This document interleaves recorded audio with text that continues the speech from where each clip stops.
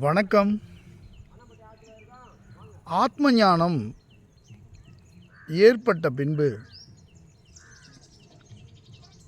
அவருக்குள் ஏற்படக்கூடிய நிகழ்வுகள் என்னென்ன என்று ஒரு கேள்வியை ஒரு சிஷ்யன் குருவிடம் கேட்கிறார்.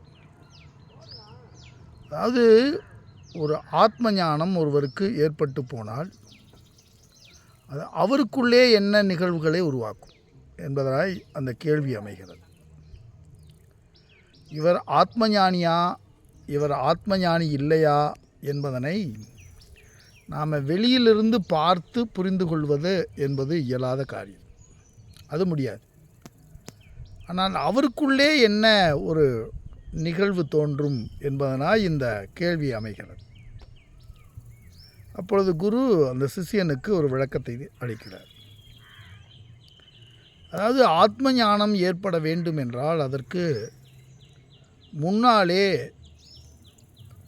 அந்த ஆத்ம ஞானத்தை அடைந்தவர் ஒரு விவேக ஞானத்தையும் ஒரு வைராக்கியத்தையும் அதுபோல ஒரு முமுட்சுத்துவத்தையும் அடைந்திருந்தவர் எவரோ அவருக்குத்தான் ஆத்ம ஞானம் உண்டாகும். அப்போ அந்த விவேகம் என்பது இந்த இரண்டற்றது என்பதனை புரியச் செய்தவர். அது ஒரு அறிவிலே வேலை செய்து இந்த ஜகத் என்பது இரண்டற்றதாக இருக்கிறது, அது ஒன்றுதான் இரண்டு போல தோற்றமளித்து நமக்கு மயக்கத்தை வழங்கி கொண்டிருக்கிறது என்பதனை இந்த விவேகம் என்பது அவருக்குள்ளே ஒரு அறிவை செலுத்தி அந்த அறிவின் வழியாக அந்த ஆத்ம ஞானம் அவருக்கு கிடைக்கப்படும். இந்த வைராக்கியத்தினுடைய அளவு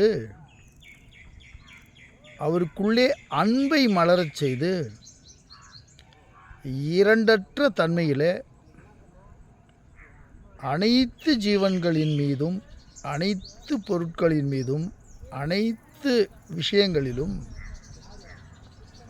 அவருக்குள்ளே அன்பை பரிணமிக்கச் செய்து ஒரு மலர்ந்த மலர் போல அவருக்குள்ளே ஒரு ஆனந்த நிலையை நிலைபெறச் செய்து.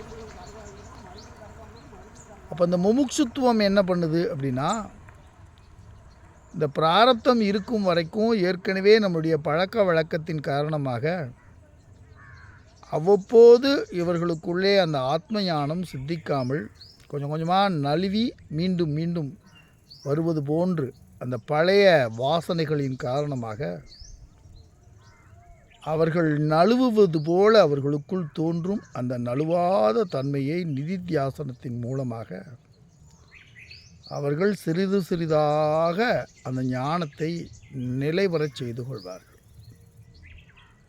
அப்போ இந்த ஆத்ம ஞானத்திற்கு அடிப்படையாக இருப்பது விவேகம், வைராக்கியம், முமுட்சுத்துவம் போன்றவைகள். அதுபோல சமம் தமம் போன்ற ஒரு 6 வகையான குணத்தையும் அவர்கள் சொல்வார்கள். அப்போ அந்த மனம் தூய்மை பெற மனதிலே இருக்கின்ற அழுக்குகள் விலக அந்த இருமையிலிருந்து அவர் விடுபட்டு தான் என்ற சொரூபத்திலேயே தான் ஐக்கியமாகி போகிறார். அதுதான் ஆத்ம ஞானம். தான் என்ற சொரூப நிலையிலேயே தன்னை பொருத்தி கொண்டு அவர் ஆனந்தமாய் இருந்து கொண்டிருக்கிறார். அந்த ஆனந்த நிலை அவ்வப்போது நிலை தடுமாறும் போது அவற்றை தக்க வைத்து கொள்வதற்காக தொடர்ந்து அவர் நிதி தியானத்திலே அவர் இருந்து கொண்டிருக்கிறார். நிதித்தியாசனம் அப்படின்னு சொல்லக்கூடிய தொடர் தியான பயிற்சி. அப்போ மிக முக்கியமாக அறிவு நிலையிலே ஒரு மாற்றமும் உணர்வு நிலையிலே ஒரு மாற்றமும் இருமையற்ற தன்மையும் அது நீடித்த நிலைத்த தன்மையுடையதாய் தான் என்பதனை அறிந்து நிலை பெறுவதுதான் ஜீவன் முக்த நிலை. இது ஒருவருக்குள்ளே நடக்கின்ற ஒரு நிகழ்வு. இதை வெளியிலிருந்தோ மற்றவர்கள் அறிந்து கொள்வதோ உணர்ந்து கொள்வதோ இயலாத ஒன்று. இது அவர்களுக்குள்ளேயே நடந்தேறுகின்ற ஒரு தெய்வீக நிகழ்வு. இது குருவின் துணை கொண்டு, சாஸ்திரத்தின் துணை கொண்டு இதனை அடைந்து அதிலே நிலை பெற்று இருக்கிறது தான் ஆத்ம ஞானம் என்று அந்த சிஷ்யனுக்கு குரு விளக்கி கூறுகிறார். நன்றியும் வணக்கமும்.